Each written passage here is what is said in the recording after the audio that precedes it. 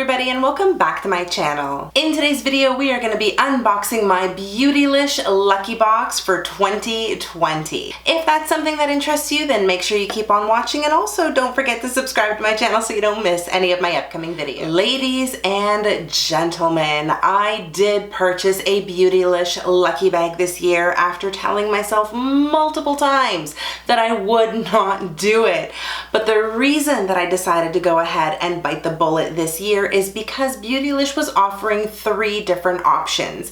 You could purchase their regular Lucky Bag, you can get an XL Lucky Bag, which is only available to customers in the US. Beautylish, you need to fix that.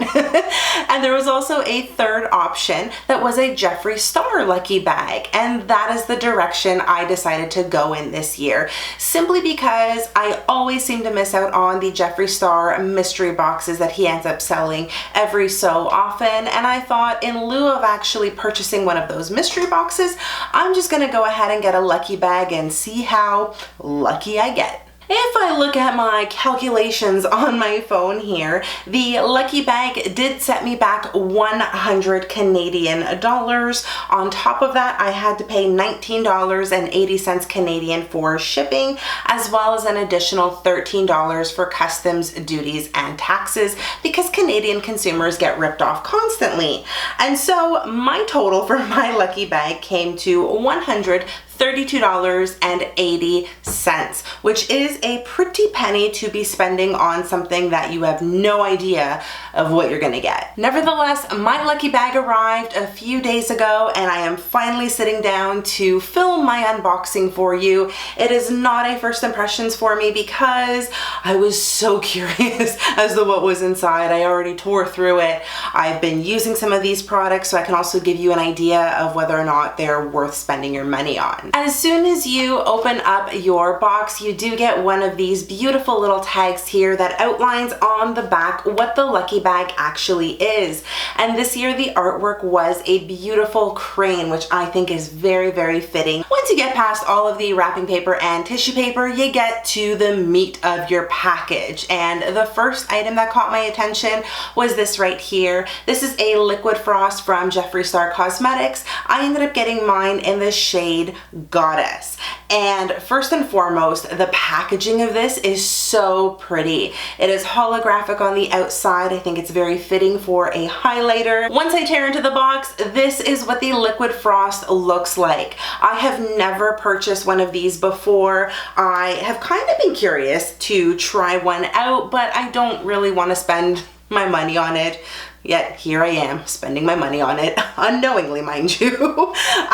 You kind of click this dropper up here, and then you tap out some of the product. Now this shade is a little bit dark for me. You can sheer it out and really make it work for a sort of lighter or more fair skin tone. And then if I blend this out onto the back of my hand, that is what it looks like.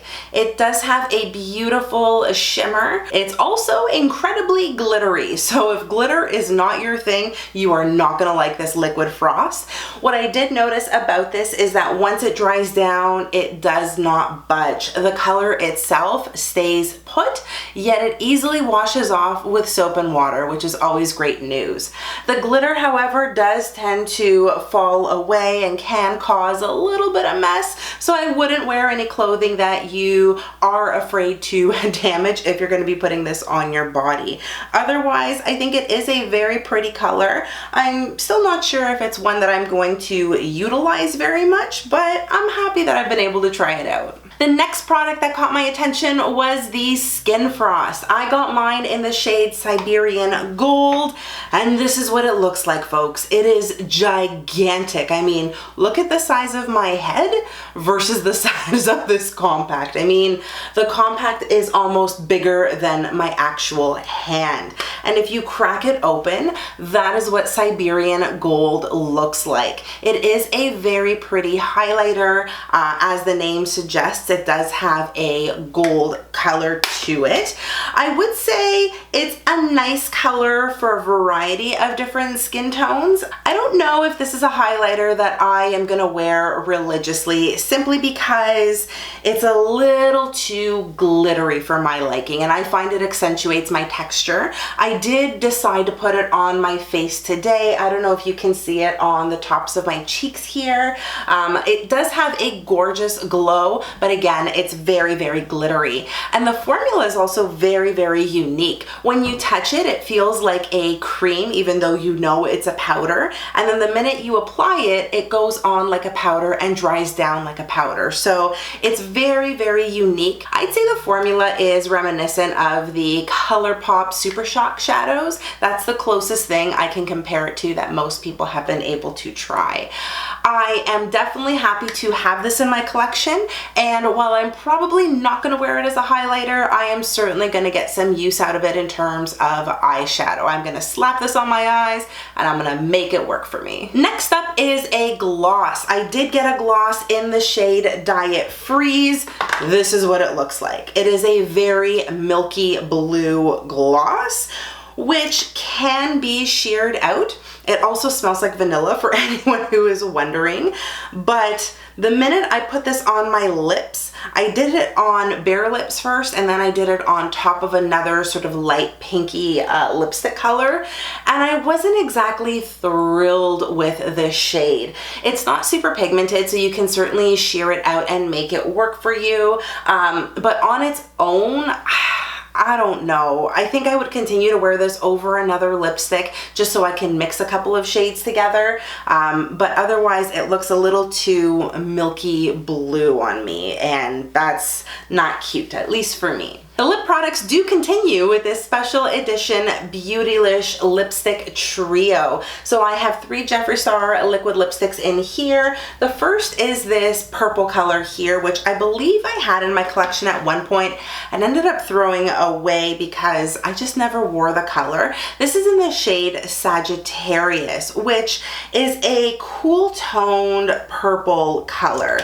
Again, it might work for some people, it might not work for others. I did try this on my lips and it looked awful. So I know that is a color that I will not be wearing in the future. I also got the orange shade here called Pumpkin Pie. And while the base of this color is orange, it also has some gold glitter in it, which is kind of cool.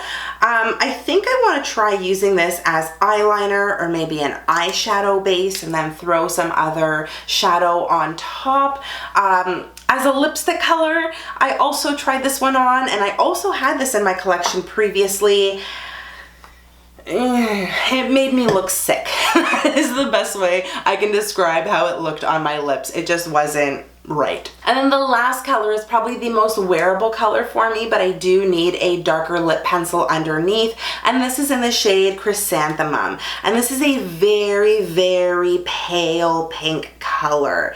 Now, if you do have a medium skin tone, this would be a beautiful nude on you. If you are a little more fair to light like myself, this is probably going to completely blank out your lips. So do wear a deeper toned lip liner underneath to make them pop and come to life so you don't look dead. I'm not exactly thrilled with these lipstick colors. I'm gonna find a way to make them work for me though, but yeah, those are the shades that I got. And the last big ticket item that was in my box was this. It is the Blood Sugar palette. I have gone on record to say that this is not one of my favorite palettes. It's not a palette that I would ever want to spend my money on, yet here I am in possession of this palette.